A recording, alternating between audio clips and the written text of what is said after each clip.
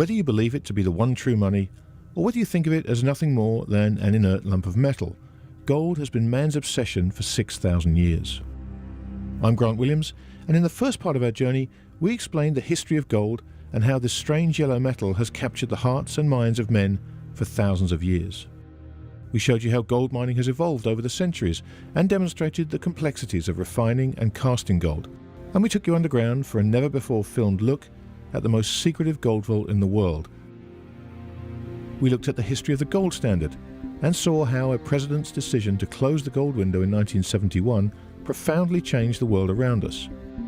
And perhaps most importantly, we showed you why gold became and remains money. In the second part of our journey, we'll look at the difference between Eastern and Western attitudes towards gold. We'll explain the difference between gold ETFs and the physical metal and why that makes the gold price different to the price of gold.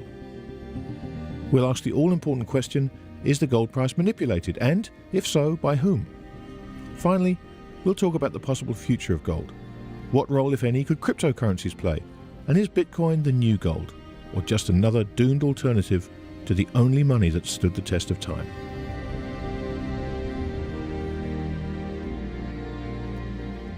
While it's been used as money and a store of value for thousands of years, man's relationship with gold goes much, much deeper, and its place in history extends far beyond coins, bars, and jewellery. We begin the second and final instalment of our journey with a look at some of the properties of this remarkable yellow metal. Gold's durability means that just about every ounce ever mined is still above ground today, refined and recast many times over. A ring bought today in a souk in Dubai may contain traces of gold that once graced the neck of Cleopatra. That's just one of the many interesting facts about gold. Gold is among the rarest of the elements, making up only 3 parts per billion of the Earth's crust. If you want to know how hard that makes gold to find, picture a billion M&Ms, and somewhere in amongst that pile, there are just 3 made of gold. Gold weighs 19 times more than water and is twice as heavy as lead. Over 90% of the world's existing above-ground gold has been mined since the California gold rush. And if all the existing gold in the world was pulled into a wire 5 microns thick, it could wrap around the world 11.2 million times. Throughout history, man has mined 188,000 tons of gold. To put that into perspective, you could place all of it into 2 Olympic-sized swimming pools.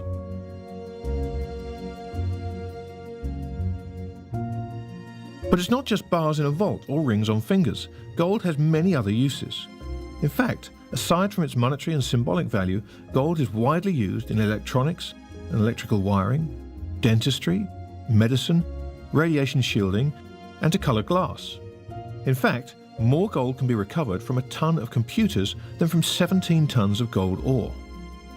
Even the human body contains about 0.2 milligrams of gold, which is found mostly in our blood.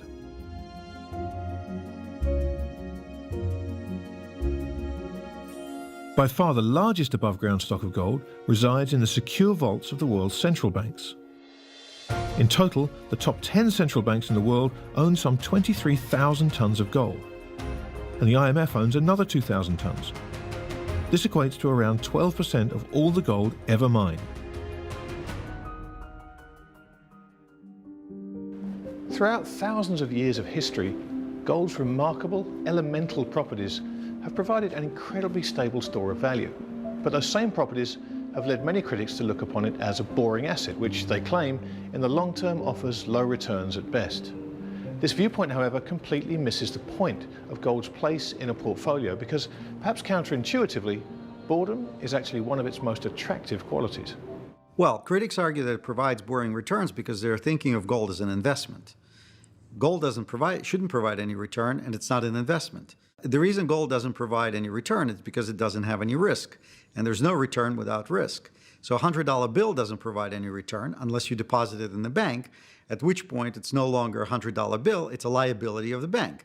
And you are the creditor with the risk of the bank not paying you back.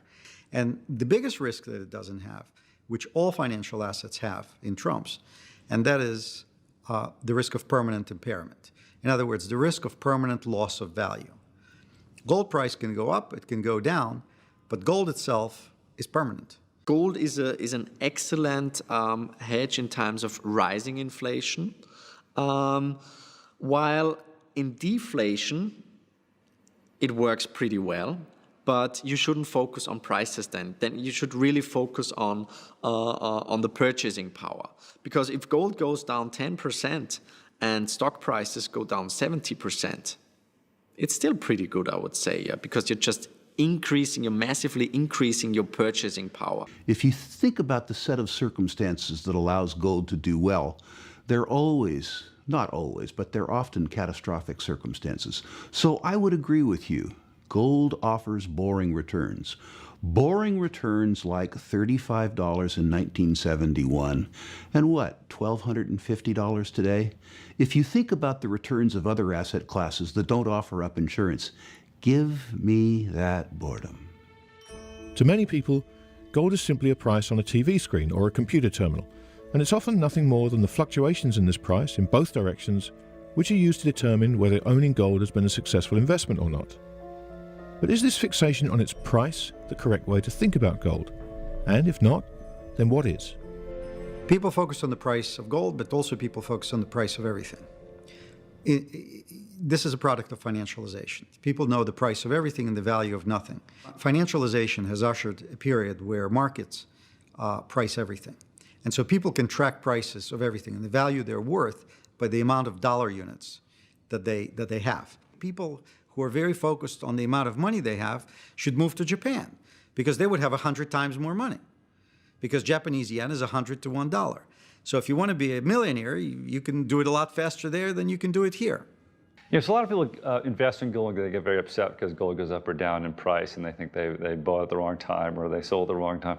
Of course, this is the wrong way to think about it because the reason gold's been money for thousands of years is because it's the most stable element.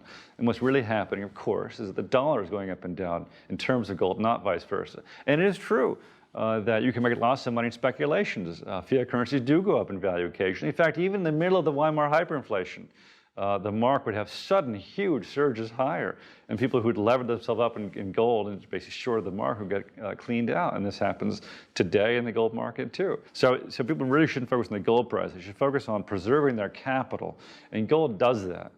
Gold preserves your purchasing power. In fact, gold increases your purchasing power over time, and it's best not to get too cute when you're in a sinking ship, which is what the U.S. dollar is right now. I think unless you really understand the structure of the global gold market, it's a little bit of a fool's errand to focus solely on what the price of gold is. So, for example, since 2013 in particular, early 2013, we've seen significant flows, physical flows, out of the West going broadly defined east, China in particular. And those physical flows have not driven, actually have driven a decline in the price. And since late 2013, the price has effectively gone nowhere, even as physical flows have moved. And so when I say if you focus solely on the price, I think you lose a lot of informational value or the full mosaic of what's actually happening. Whilst people will fixate on the gold price, there's a very distinct difference between the gold price and the price of gold. The price of gold refers to the cost of putting a coin or a bar in your hand. It represents the cost of the physical metal itself. Meanwhile, the gold price has become nothing more than a reference point, a number by which any number of paper gold products are priced on a daily basis all around the world. But what do we mean by paper gold? And why is the astonishing rise of these derivative contracts potentially very, very dangerous? These are contracts, so I say paper. It's really a contractual relation. It takes many forms that give you exposure to the price of gold, but don't give you actual gold. And there are many of them. So what are they? A gold future on the COMEX, the commodity exchange, part of the Chicago Mercantile Exchange. So a COMEX gold future would be paper gold. A gold ETF, a GLD is the leading one. GLD, okay, so the ETF, for example, I'm not buying gold. A lot of people think they are. I'm buying a share of a stock that's traded on the New York Stock Exchange. That share of stock entitles me to basically price exposure. When I sell it, I'm not selling it back to the vault. I'm selling it to somebody else who wants to buy it. Paper gold represents gold that is circulated in certificated form. So one example of paper gold might be GLD, the ETF which is a derivative, really, of gold that trades on the New York Stock Exchange. It's efficient for holders because you don't have to go down to a bullion shop, pick it up, expose yourself to being mugged, and bury it in the backyard.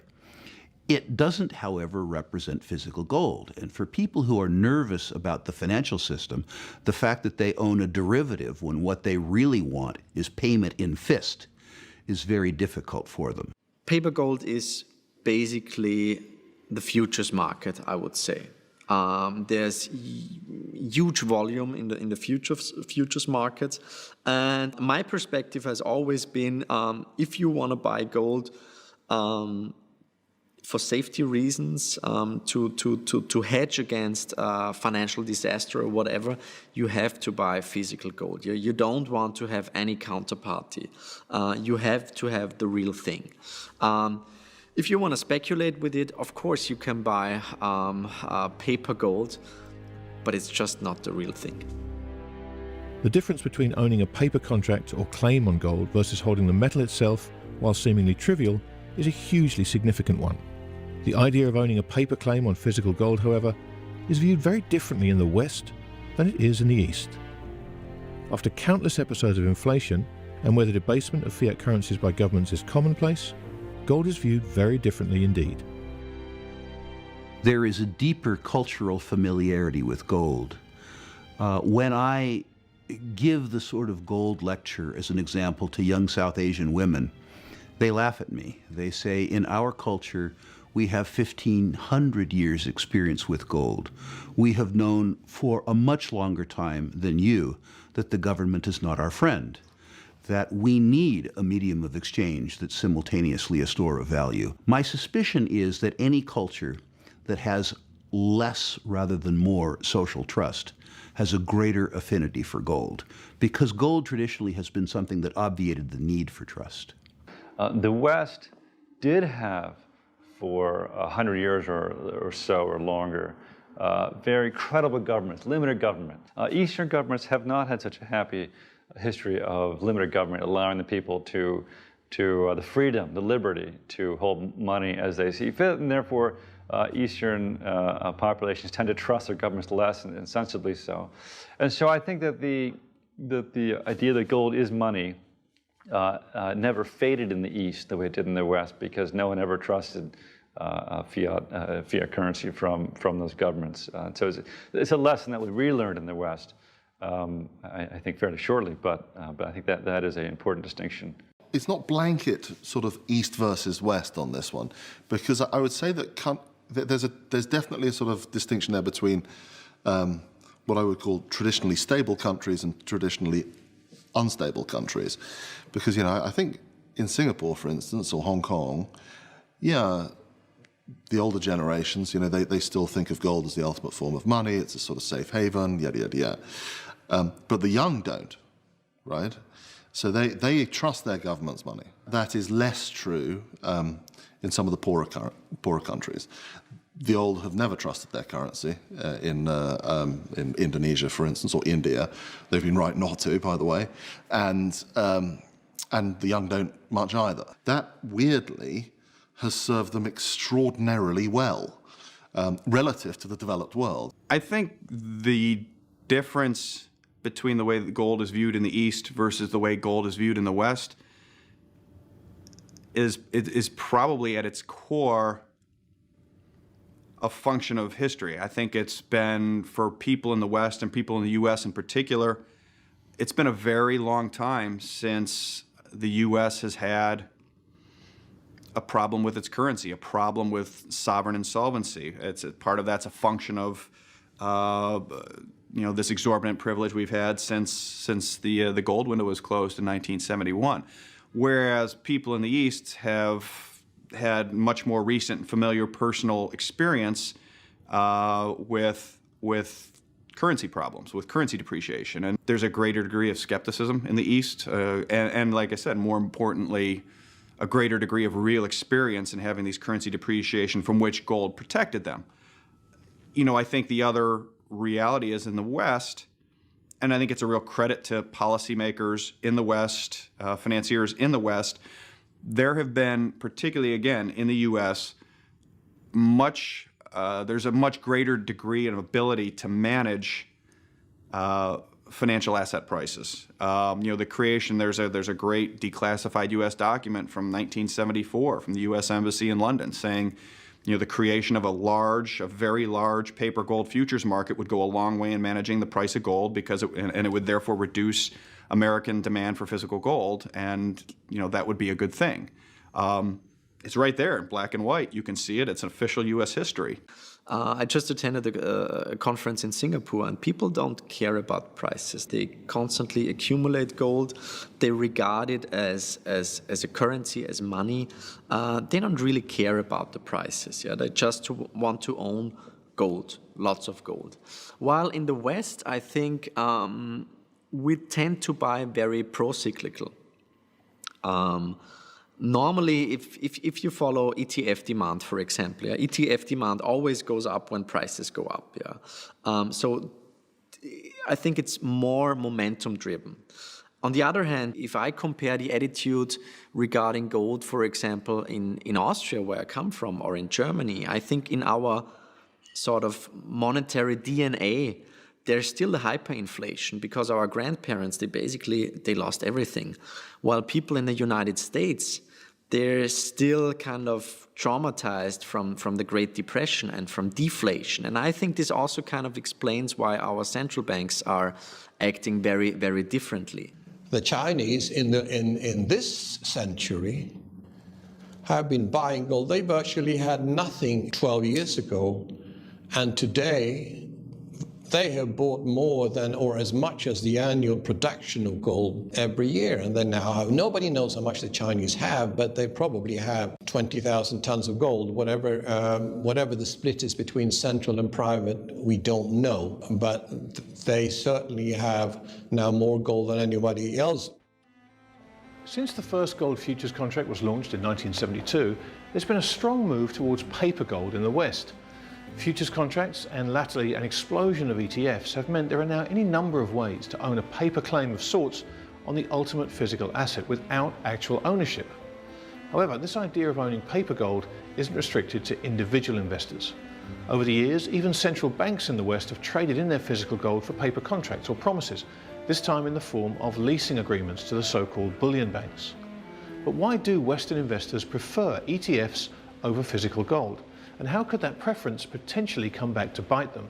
Well, people prefer ETFs not just for gold. I mean, we see a massive shift from active management to passive management. And I think one of the reasons for that is in the stage of financialization, larger companies, larger capitalization companies on average are doing better than small companies because of economies of scale and because of cheaper borrowing costs and so forth, which is anti-competitive, product of financialization, product of the type of system that we now, credit-based system that we now have, oligarchical system that we now have. And so in that type of environment, ETF are easy, they're cheap, and they are equities. And if you think about gold specifically, you have to think of the structural nature of the asset management industry, where most managers all the managers have what's called a mandate, which is they have a policy that says what they can buy and what they cannot buy. Almost all managers have a mandate to buy equities. Very few managers have a mandate to buy commodities, particularly physical commodities. And so to buy physical commodity, there has to be a whole process of approving it through committees and so forth, whereas they can buy an ETF, which is just a stock, any minute of the day, and they don't have any issues with that. ETFs solve a problem that just doesn't exist. I mean, they bill it as a kind of, it's so easy, you can trade with it through your Charles Schwab account or something like that. Oh, yeah, fair enough. But Charles Schwab could easily trade if they weren't getting a sort of kickback of some form or other. They must be in some way, shape, or form from the ETF providers. They could easily have us as a counterparty, and we could trade physical gold. And instead of having an ETF and essentially an equity with an underlying relationship with gold, they could have physical gold, right? And that's not difficult to do. You know, it's just a function of looking up on the internet, spending 5 minutes on Google, and finding a firm like ours, filling out a few forms, and you know, Bob's your father's brother kind of thing. It's not difficult at all. If you own gold to speculate on the price, then of course ETF is probably fine. If you want to own gold as a insurance, or as a hedge, and I don't mean financial hedge, I mean a real hedge, protection against monetary disorder, against financial system, then of course owning it inside financial system doesn't make any sense. So let's say in the case of GLD, I don't know what it is today, but it ranges in the 10% range or so.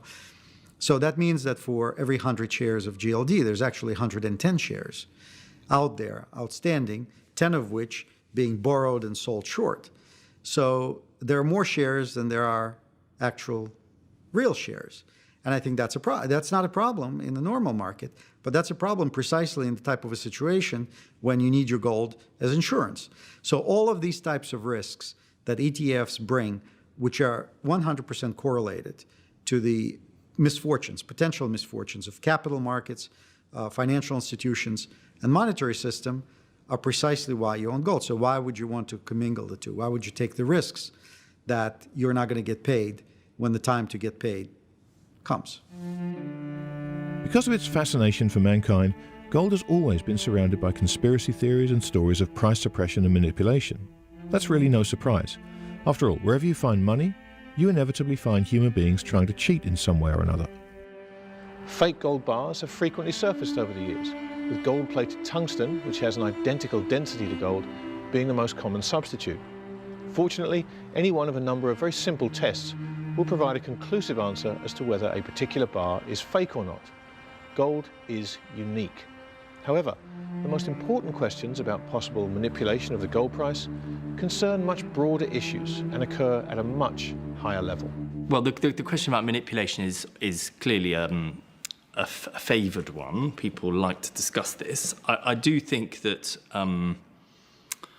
even a cursory glance at historical fact will lead you in a fairly clear direction.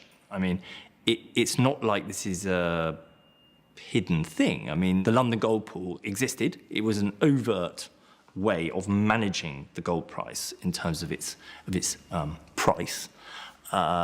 It's clearly in the interest of central banks to manage, particularly in the monetary system as it functions right now, whether it does function or not being a slightly separate point. It's clearly in their interest to manage the risk-free rates. Would you influence the gold price? Well, it's said that gold is the reciprocal trust in central banks. You betcha. Would a cheaper gold price, notwithstanding the fact that central banks are the biggest holders of gold, 68% of their reserves are in gold, would you want to suppress it? You betcha. The problem's too big. Are they doing it? I don't know is the answer. But money, there's almost a racing certainty they probably are. Others, however, are far more confident, not only as to the question of whether the gold price is manipulated, but also who the culprits might be. Well, the gold price is absolutely manipulated. When I say that, I'm not, implying some deep, dark conspiracy. I don't think Janet Yellen wakes up in the morning and thinks about gold. I don't think Janet Yellen knows anything about gold, to be honest. I mean, she's sort of a geeky, liberal labor economist who worships the Phillips curve. So I don't think Janet Yellen's behind some conspiracy to, suppress the price of gold. But there's absolutely manipulation. And I've spoken to several experts. One is a PhD statistician. So it's not a PhD in economics, it's a PhD in statistics, works for one of the largest hedge funds in the world. He looked at a 10-year time series, and he took literally tick-by-tick information on the COMEX gold future for 10 years. And he said there is no explanation for this data other than manipulation. It could not possibly have happened through normal market forces. In particular, he noticed that at the end of the day, like on the last trading tick, on the COMEX, the price of gold got smacked down, and then at the open the next day, it could kind of pop up again. So he said, well, this is the easiest trade in the world. Just buy gold right after the close and sell it the next morning, just before the open, and you'll just make consistent, steady profits. Well, anyone who knows anything about markets and how they operate knows that you cannot make consistent, steady profit. This is what Bernie Madoff said he was doing, right? So he said the probability that the price naturally goes down at the close and naturally goes up at the next point is zero after 10 years. And this is not inference. I mean, this is like DNA. Like, you know, you may not see the crime being committed, but if you have the DNA evidence, you can be pretty sure who did it. Governments everywhere throughout history have wanted to manage. It's a critical national security, you know, whether you go back to the time of the Romans, et cetera.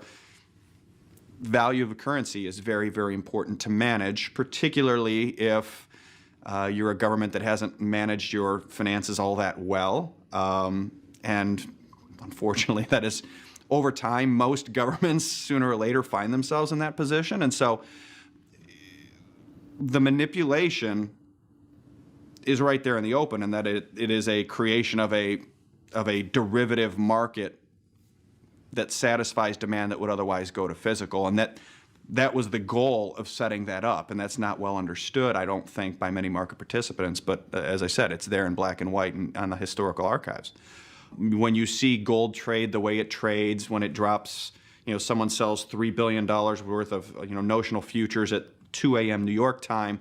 You know, having been on Wall Street for 22 years, I know for a fact that if any buy-side trader would execute an order like that on any consistent basis, they'd be out of a job very, very quickly. You know, they're clearly somebody not trying to get best execution. And if they're not trying to get best execution, what you're talking about is a currency intervention, basically. And so, you know, who is doing that? Is that originally the U.S. government had a very strong interest in managing the perception of the dollar through gold.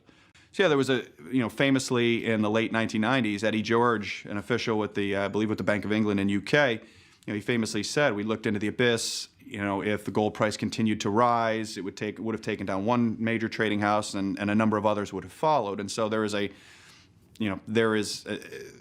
a sign there that the banks at that point had gotten involved in, you know, gold financing that have left them short gold in a way that any real rise in gold would have, led to an existential threat to them.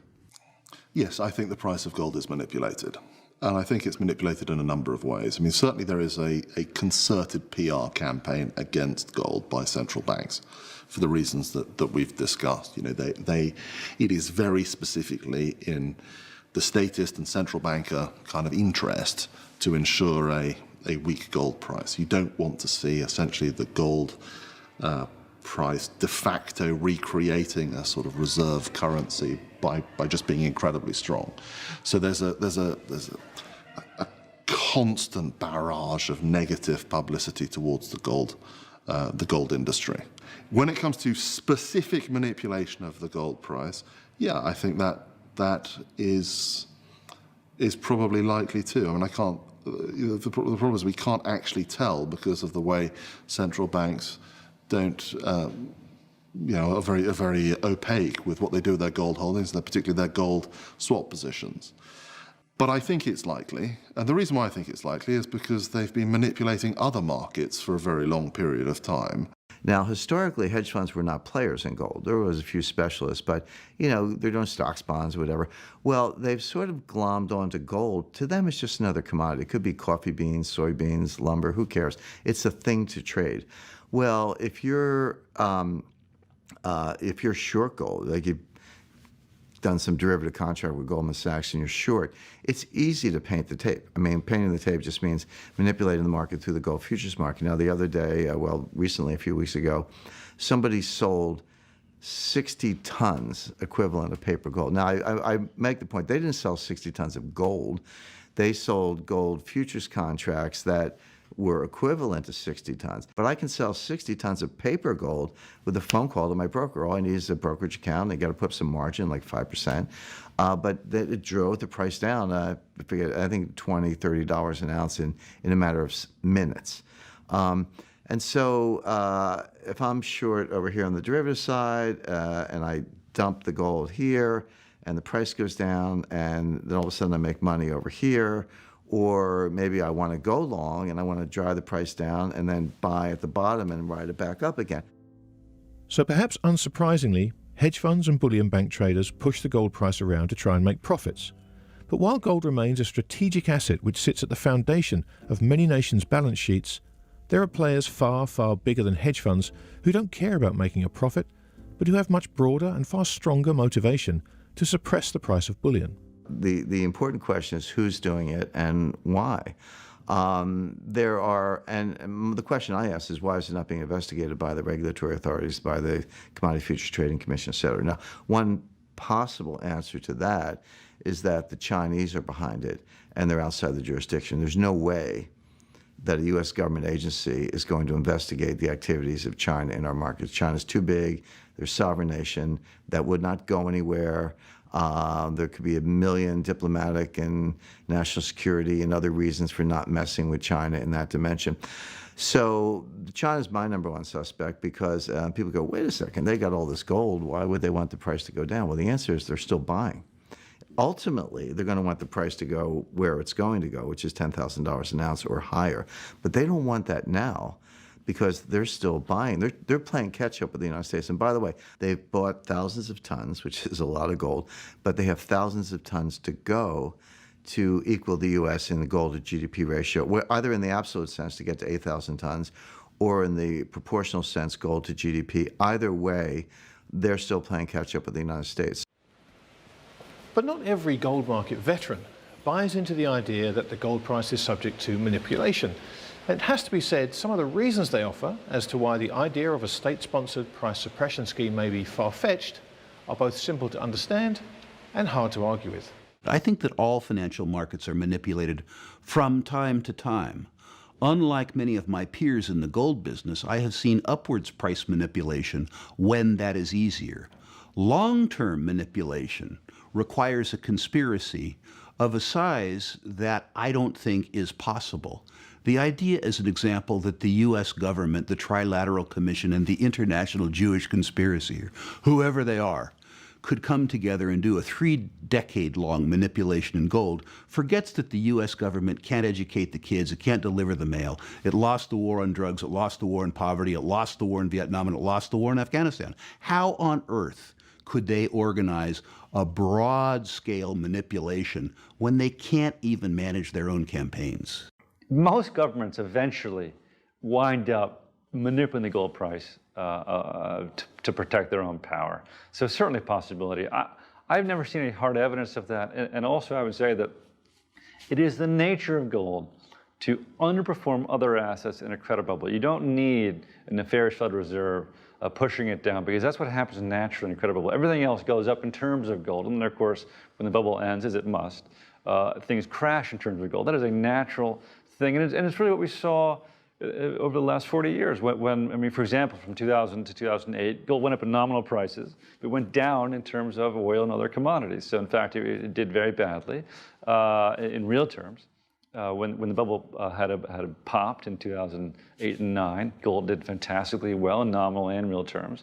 And then Bernanke managed to blow a bigger bubble. And so it's no really surprise that gold did badly during that period. Now, was the Fed manipulating downwards? I mean, it's possible. But we don't need that as a theory.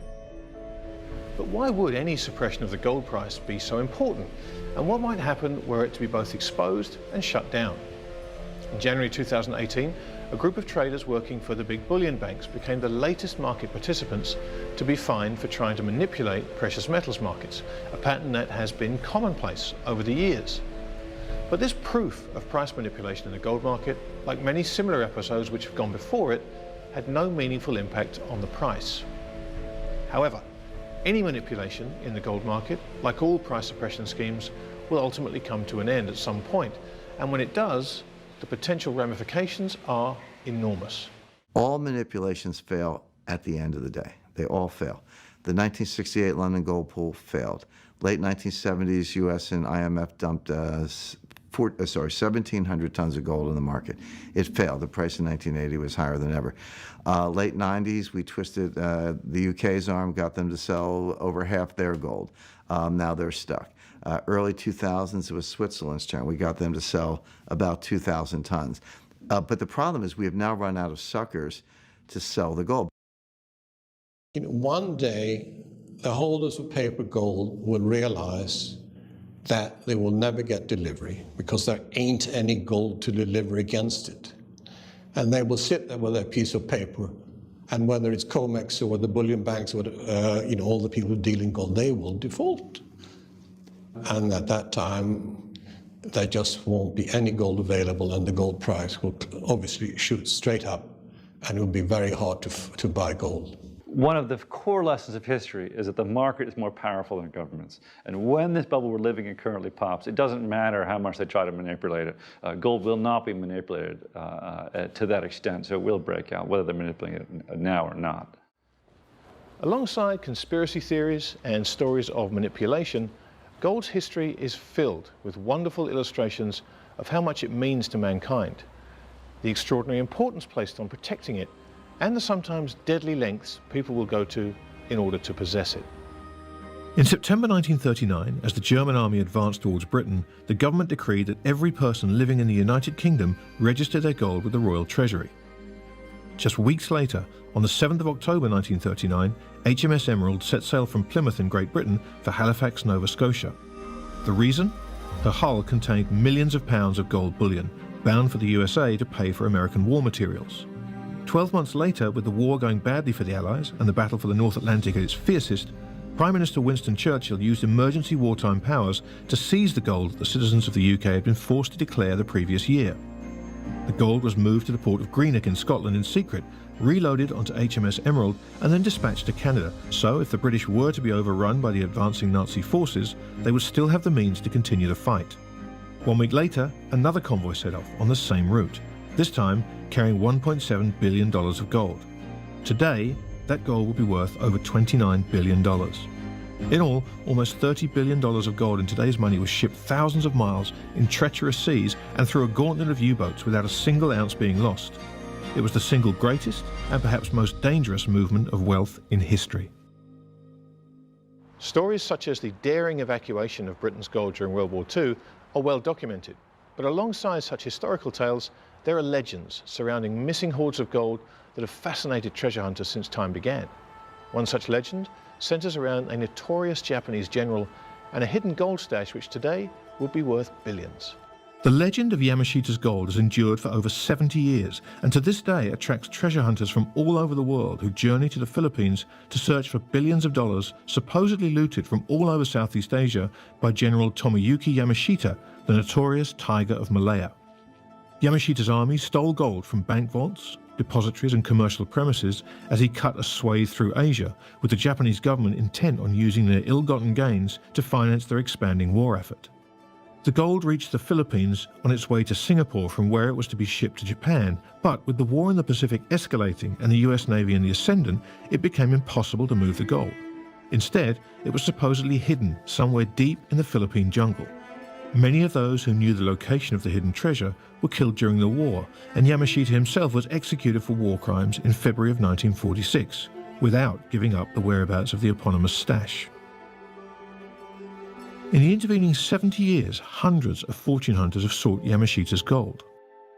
A treasure hunter named Rogelio Roxas filed a lawsuit in Hawaii against former Philippine President Ferdinand Marcos, who he accused of stealing the gold, but even that has failed to stop adventurers applying to the National Museum of the Philippines for a treasure hunter's permit.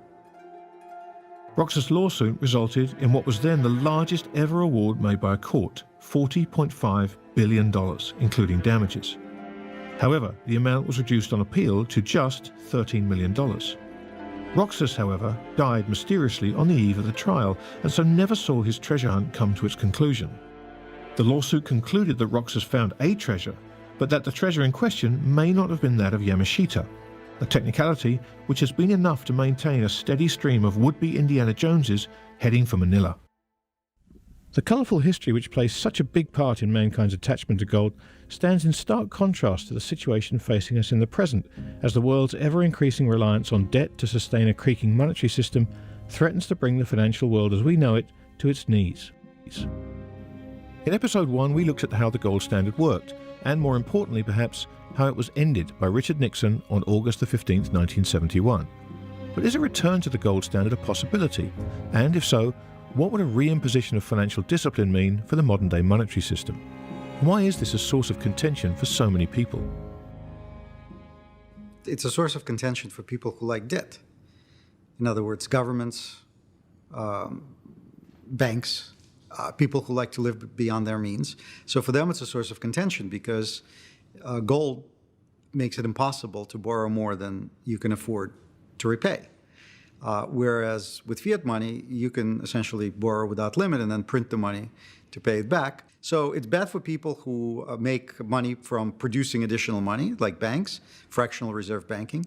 Bad for central banks, bad for governments who like to wage wars and pay for them with, tickets that they print in unlimited quantities. But I think it's good for everybody else. It's good for savers. It's good for people who want to know that they can save money for retirement and that money be worth the purchasing power, have the purchasing power that it had when they were setting it aside. Having some sort of gold standard is very, you would have a lot of antipathy towards that because that prevents you from fighting a war anytime you want. It prevents you from promising, Medicare Part D anytime you want. All of these things that, keep you in Washington or keep you really in any country for that matter. But in particular, given how the currency system has developed over the last 30, 40 years, it's only the U.S. that has exorbitant privilege. There's the way the system is structured. There are other governors or breaks that exist for other countries that have not existed for the United States for a long time. And I think that ultimately is why there's such a high degree of establishment, antipathy towards the gold standard. Interestingly, when central bankers talk about the gold standard, they seem to be vaguely aware of its benefits. But what they say is that its costs are too high. And what are those costs? The costs are that the Fed and the government can't manipulate the economy. The idea is that under the gold standard, you'd have terrible depressions and employment would be very, very high levels, and there's nothing the government could do about it. And that cost is too high because the government can now stabilize prices.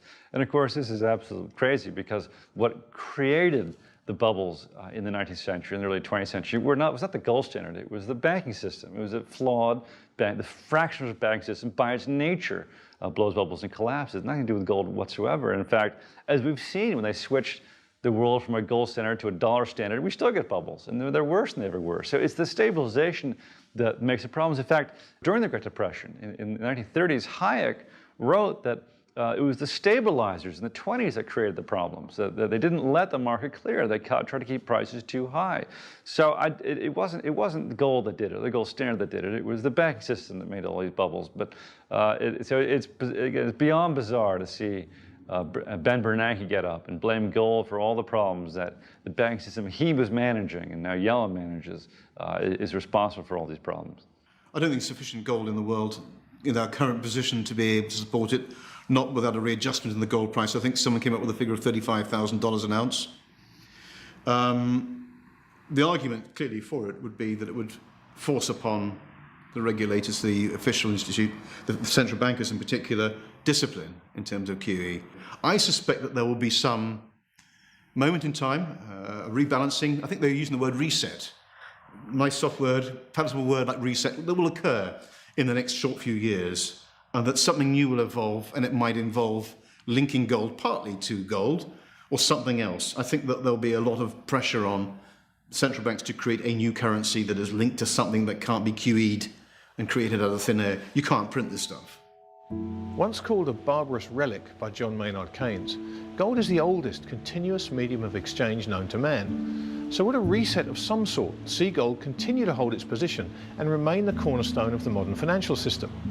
In recent years, the emergence of cryptocurrencies such as Bitcoin has ignited furious debate about gold's future in the monetary system, with many believing that cryptocurrencies finally obviate the need for gold.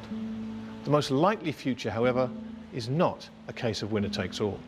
Do I think that there's room as a medium of exchange for an algorithm that also obviates the need for trust, is seamless and private, like Bitcoin? Absolutely.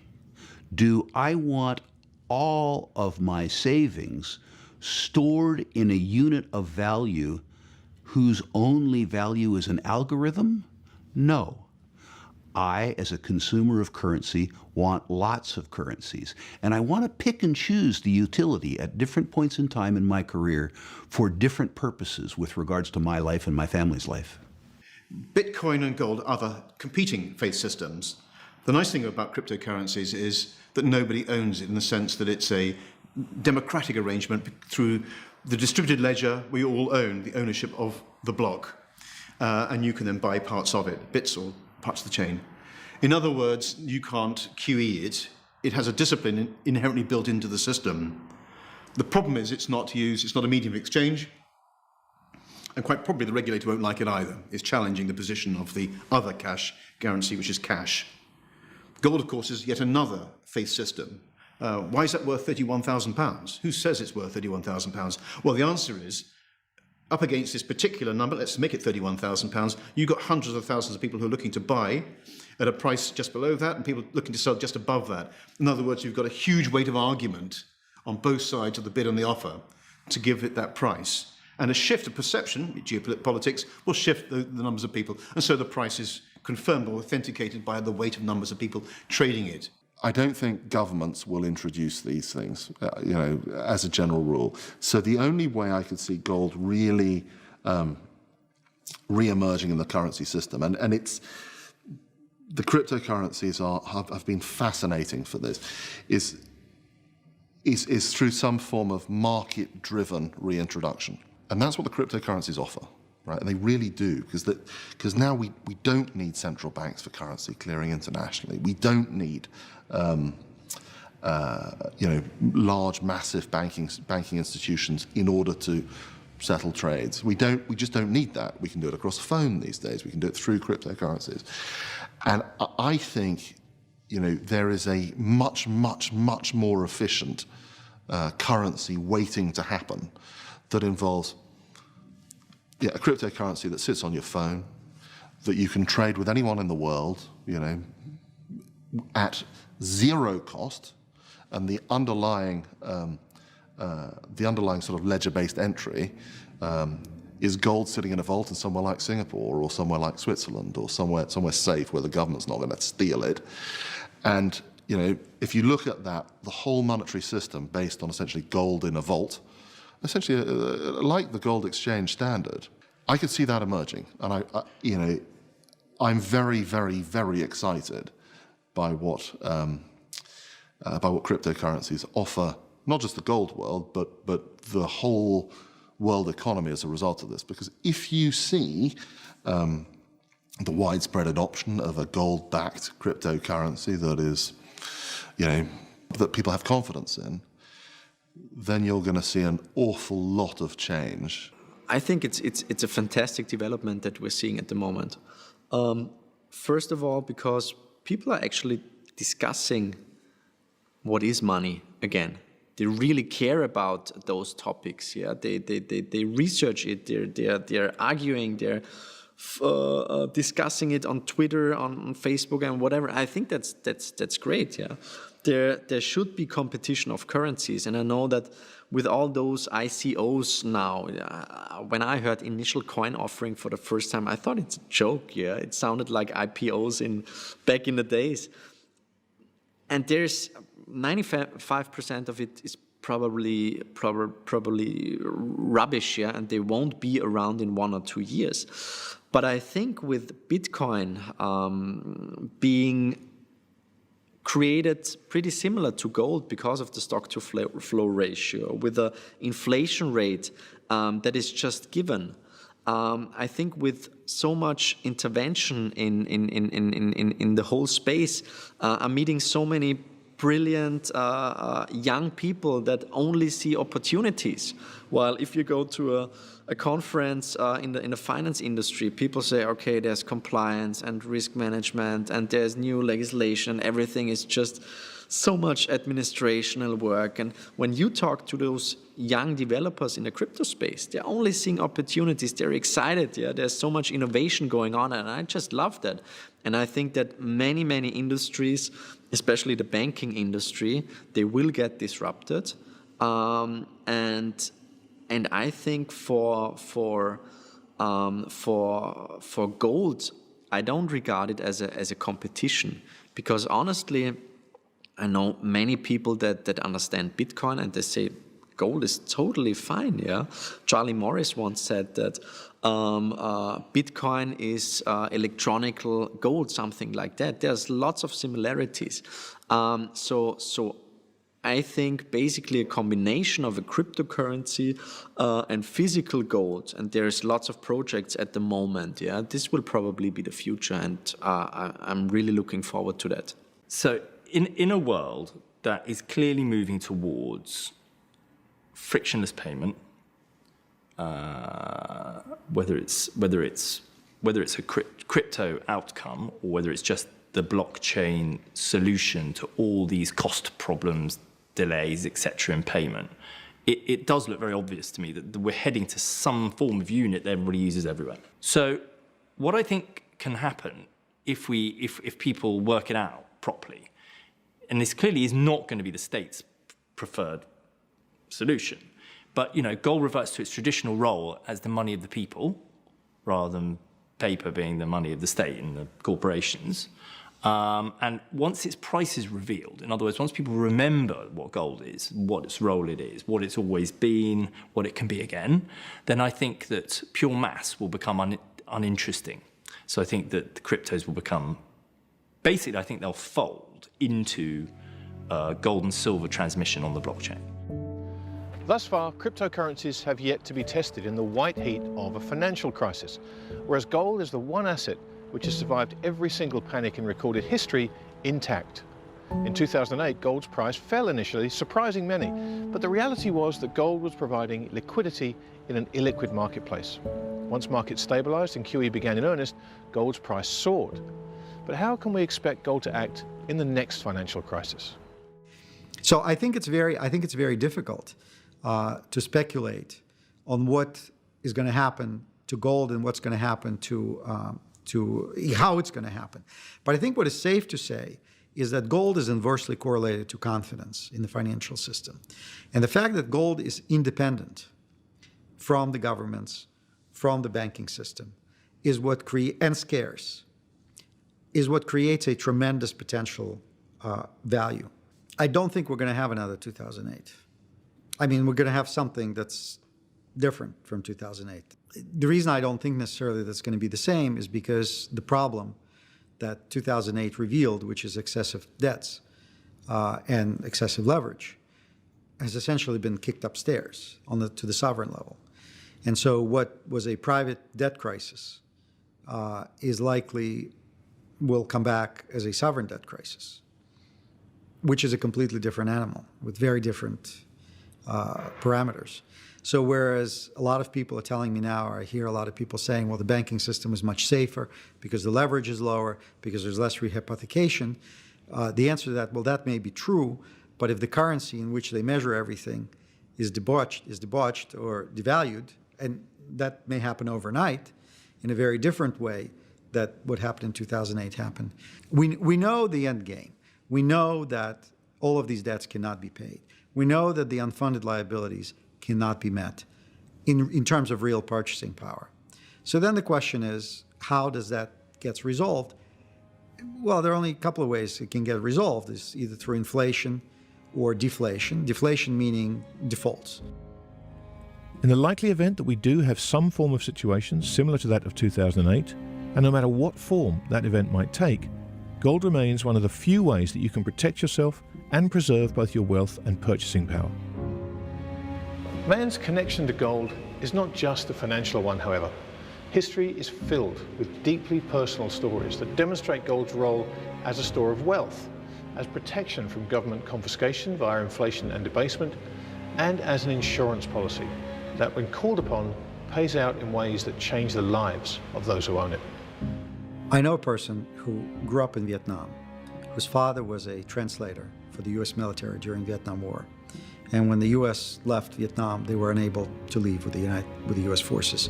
And so they were left behind. And having been left behind, they obviously were subjected to oppression by the communist regime. It so happened that the family of 14, one of the uncles there, was a dentist, and he was able to accumulate over the next, 10, 12 years, a certain amount of gold. So that in the late 80s, this family was able to pay 7 ounces of gold per person. So times 14, over 100 ounces of gold, to get 14 seats on a boat that left Saigon in the middle of the night, lost power, and the next day drifted at sea for a few days and eventually was towed to the Malaysian coast by the Malaysian Coast Guard. They spent 2 years in a camp for displaced persons. They eventually made their way to Singapore, where the father was able to go to the U.S. Embassy, present his credentials, showed that he was a translator for the U.S. interpreter for the U.S. forces, and the whole family of 14 was given visas to come to the United States. And that's, these people's lives were saved. And what did it do? What did it take? It took 7 ounces of gold per person for a family of 14. And so I think that's as good an example of gold being Plan B as I can come up with. A couple years ago, I was at a wedding, and I was talking with some friends of ours, and they were Russian and Ukrainian and had emigrated here. We're now American citizens. And we got to talking about what happened in the 1990s in Russia. They described to me the woman, her father had been a doctor in her village in the Ukraine. And she said, we'd had enough saved in the bank. We were the richest family in the village, and we had enough in the bank to buy 5 cars, which apparently for that village was quite a bit. And she said they closed the banks for 2 weeks, and when they reopened the banks, we took the money out, we bought groceries for 1 month.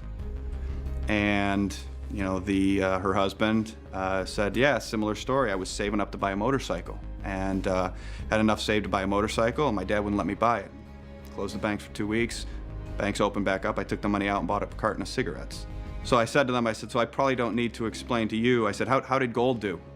And they both laughed, and they said, anyone that had gold, silver, jewelry, they did totally fine. I love the story of how the French spirited their gold out of France and off to Canada and various other places when the Germans arrived. It's a great story, and they have to make a movie out of it. I mean, it's really good.